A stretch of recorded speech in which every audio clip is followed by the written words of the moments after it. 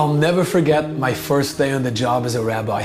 Shachris was called for 6:15 in the morning, and I walked in 1 minute late. The digital atomic clock on the wall read 6:16. When I walked into shul, I was in for the shock of my life. I noticed that most of the elderly members of the congregation were already sitting wrapped up in their talis and tefillin, waiting to start davening.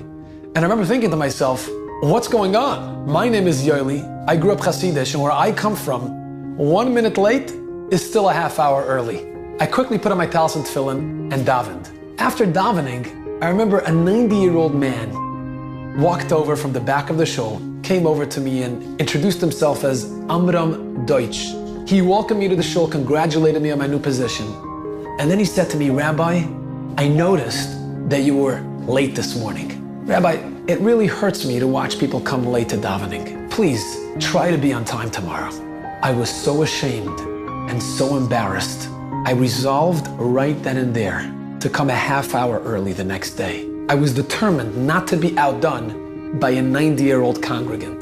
Little did I know that Reb Amram was the one who opened the shul every morning at 5 o'clock. So by the time I walked in at 5:45, he was already sitting and learning Mishnayos, saying Tehillim, sipping on his cup of coffee. I had no chance.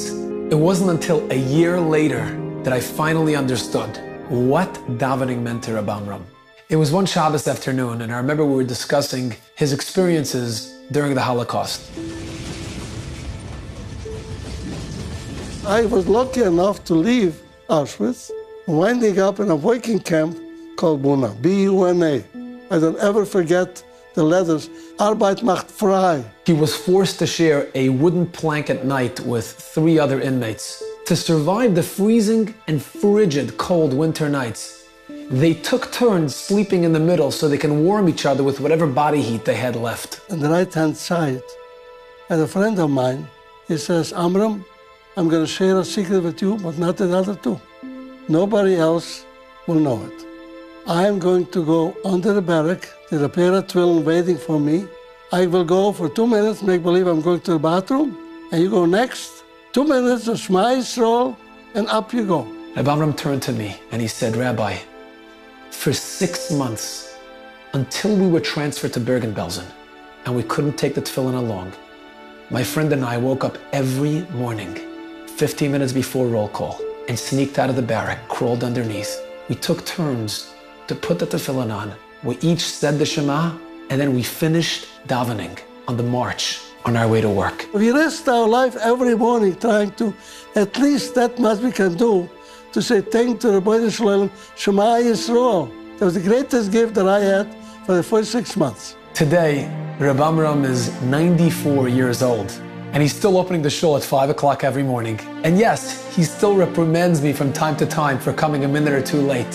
But as I watch him wrap his tefillin around the numbers on his arm, I can't help but wonder and even worry, who will teach our children about what sacrifice means? Who will teach them how to stay proud of who they are, where they come from, and what to stand for?